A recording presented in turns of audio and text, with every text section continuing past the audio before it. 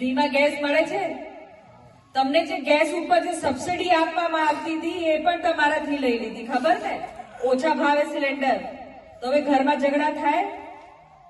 Gas પૂરું થઈ ગયું તો અહીંયા વજન આવે કે નહીં? આ બાજુ આવે છે, ઝઘડો થાય છે, તું મેમે થાય છે. તો જો એક ગેસ સિલિન્ડર ને ઘરમાં ઝઘડા થાળી દીધા.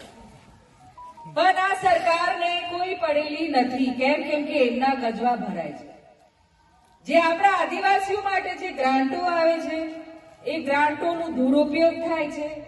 એ જે આપણા કલ્યાણ માટે કે સમાજ માટે કે ગામ માટે જે વાપરવાનું હોય વ્યવસ્થિત રીતે એ વપરાતું નથી મળ્યું.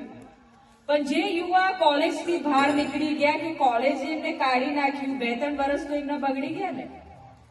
હવે જે નીકળી ગયા એમનું મનોબળ તો તૂટી ગયું. બિચારા હવે પાછા કોલેજ જાય ભણવા? ના જાય. એમનું ભવિષ્ય તો પૂરું કરી નાખ્યું.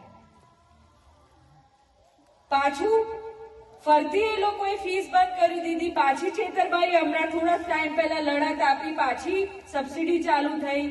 તો જે નસીબદાર હતા એમને સબસિડી મળી, પણ જે કોલેજથી બહાર નીકળી ગયા એમનું ભવિષ્ય આ સરકારે ખતમ કરી દીધું. હવે આ ભવિષ્ય ખતમ કરી દીધું. કેવી રીતે? હવે નોકરી મળે? ભણવાનું પૂરું ના થાય એના પહેલા નોકરી મળે?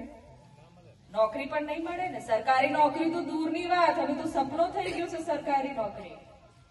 ખાનગી નોકરીમાં પણ હવે આખું ભણતર માંગે છે, કેટલા કાગળો માંગે છે, સર્ટિફિકેટ માંગે છે. બહેનો, યુવાઓ માંગે છે ને. તો આપણું ભણતર જ પૂરું નથી તો સારી નોકરી ક્યાંથી મળે? તો ચલો નોકરી નહીં મળી, હવે કેવી રીતે આપણે જીવન જીવીએ? ખેતી પર જીવી લઈએ.